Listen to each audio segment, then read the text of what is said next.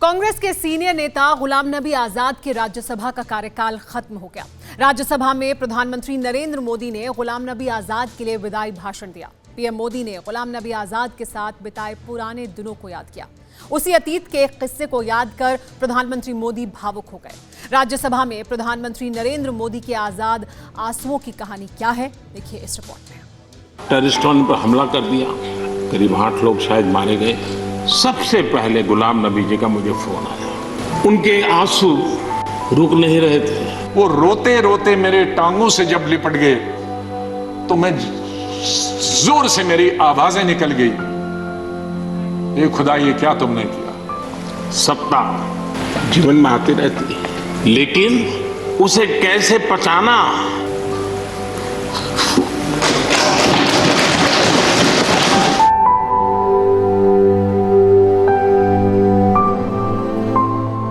जज्बातों से लबरेज है इन अश्कों की कहानी।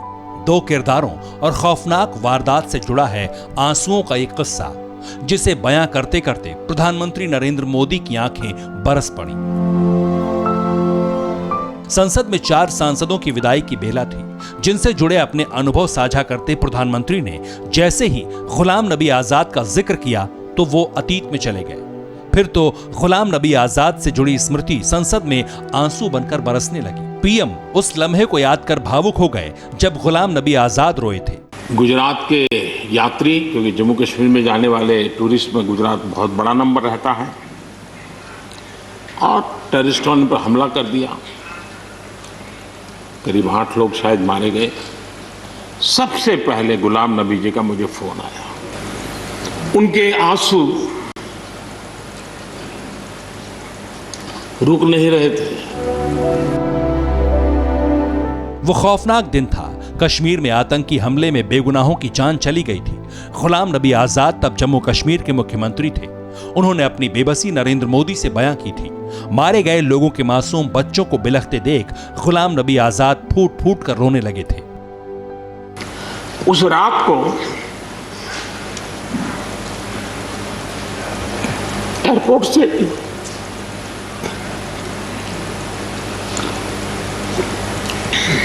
उन्होंने मुझे फोन किया और जैसे अपने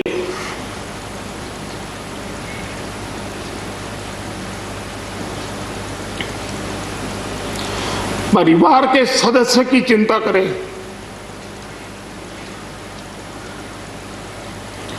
वैसी चिंता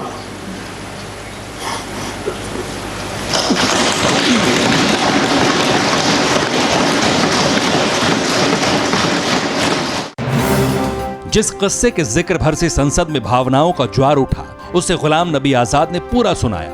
गुलाम नबी आजाद ने अपनी जिंदगी में आए तमाम दर्दनाक पलों की कहानी भी सुनाई। तो जब मैं एयरपोर्ट पे पहुंचा तो इन बच्चों ने, जिसका किसी का पिता मर गया था, किसी की मां मर गई थी, वो रोते रोते मेरे टांगों से जब लिपट गए तो मैं जोर से मेरी आवाजें निकल गई, ये खुदा ये क्या तुमने किया। गुलाम नबी आजाद के बागवानी के शौक, उनकी सियासत और शख्सियत की तर्जुमानी प्रधानमंत्री मोदी के आंसुओं ने की। पीएम ने गुलाम नबी को सैल्यूट कर विदाई दी। सत्ता जीवन में आती रहती है, लेकिन उसे कैसे पचाना,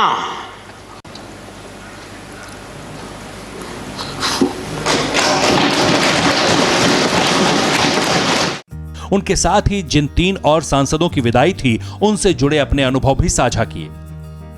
गुलाम नबी आजाद के साथ शमशेर सिंह मनहास और मीर मोहम्मद फयाज और नाजिर अहमद की राज्यसभा से विदाई की गई। शमशेर सिंह मनहास के साथ प्रधानमंत्री ने स्कूटर की सवारी की कहानी सुनाई। मीर मोहम्मद फयाज ने पार्टी लाइन से अलग जाकर मोदी सरकार और उनके मंत्रियों की तारीफ की। 4 सांसदों का विदाई समारोह कुछ ऐसा था जिसमें हिंदुस्तान के लोकतंत्र का पूरा इमोशन समाया हुआ था। Bureau report, TV9 Bharatvarsh. News top 9 रोज सुबह 7 बजे और शाम 7 बजे सिर्फ TV9 भारतवर्ष पर।